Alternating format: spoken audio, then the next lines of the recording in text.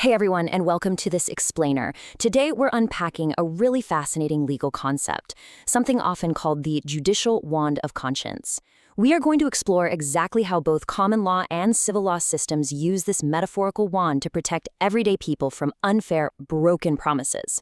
We're going to get into things like Promissory Estoppel and its continental equivalents, veniare and suppressio. It's really cool stuff, so let's get into it. Okay, let's dive into a bit of a provocative scenario right off the bat. Picture this. Someone promises you a free car, or say, a wealthy grandfather promises his granddaughter enough money so she literally never has to work again. Based on that rock-solid promise, you go ahead and quit your job. But then, they just change their mind. Now, on paper, you didn't actually pay for the car, right? So there's no formal contract. But them taking it back after you fundamentally changed your life, well, that feels deeply unfair, doesn't it? To understand why a broken promise like that is such a massive legal puzzle, we kind of have to look at traditional contract law. You see, the traditional law relies heavily on this incredibly rigid rule called consideration. This is basically just a fancy way of saying a promise usually isn't binding unless something of value is actually exchanged. A bargain, a payment, a trade, you name it. So because you didn't pay for that free car, there is no traditional consideration. Under the strict rules of contract law, you'd be completely out of luck and out of a job. But here's the good news. When strict rules fail us and lead to really harsh, unjust results, the law actually has a backup plan. Over centuries, judges have developed what are called equitable doctrines. You can think of equity as the law's ultimate safety valve. It's based entirely on good faith, morality, and fairness. These tools step in to block opportunists from destroying the reasonable trust they've built up with someone else. So let's look at promissory estoppel in action. What's genuinely fascinating here is that this specific doctrine acts as a direct substitute for that consideration rule we talked about earlier.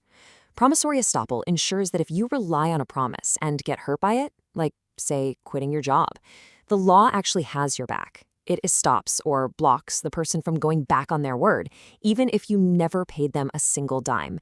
It's a total game changer.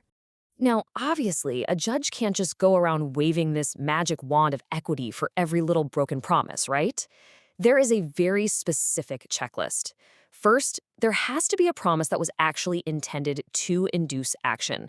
Second, there has to be detrimental reliance, meaning you actually acted on that promise and suffered for it. And third, plain old injustice. The situation has to be so unequitable that enforcing the promise is literally the only way to make it right. And this brings us to a brilliant turning point in English common law.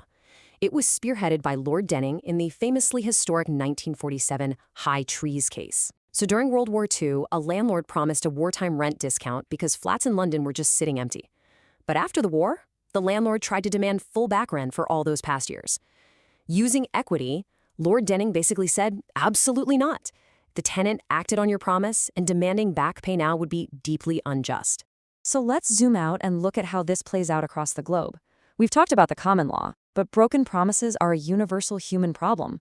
While English and North American systems use estoppel, continental and Brazilian civil law systems use concepts rooted in Roman good faith to achieve the exact same fair outcome. The tools have different names, like veneer and suppression, but they share the exact same DNA. Let's unpack the first of these civil law magic spells, the rule of veneer. The core of this rule is right there in its Latin translation, simo nonu auso unore. No one is allowed to go against his own act. People also call it the rule against contradictory behavior. Basically, this doctrine prevents you from acting in a way that creates a reasonable expectation and then suddenly pulling the rug right out from under someone. It's essentially the legal enforcement of objective good faith. You just can't be two-faced about your agreements. Let's ground this with a couple of real-world Brazilian court examples. Imagine your health insurance company authorizes a major surgery. You go under the knife, and then they suddenly deny the coverage afterward. Or, say a store owner sells her shop, agrees to help the new buyer by signing purchase orders to keep things running, but then abruptly cancels every single one of them. Under strict contract rules, this sudden reversal might technically be allowed. But courts will strike it down as deeply unfair because it completely shatters the trust established by their initial actions. Moving right along, let's examine veneer's conceptual twin in civil law, a really fascinating doctrine known as suppressio. So if veneer is all about contradictory actions, suppressio is all about contradictory inaction.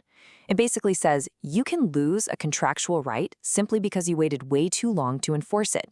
If someone tolerates late payments or bent rules for a very long time, suppressio steps in to say, look, you've essentially forfeited your right to wake up one random Tuesday and demand strict adherence to the original contract.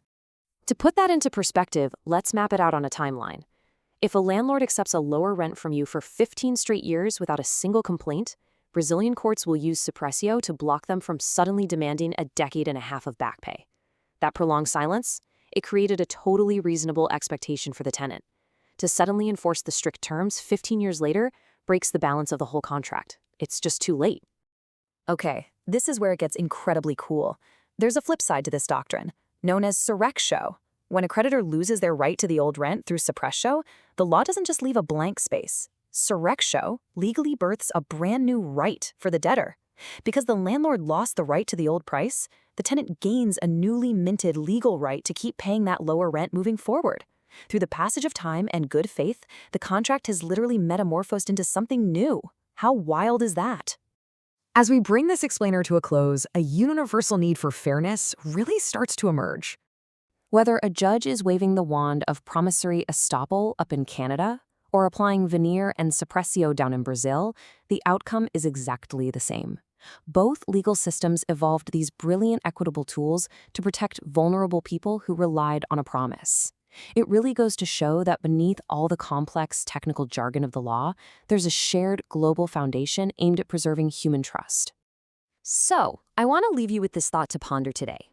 In our modern world of rigid contracts, endless terms of service, and strict legal certainty, do we sometimes lose sight of basic human fairness?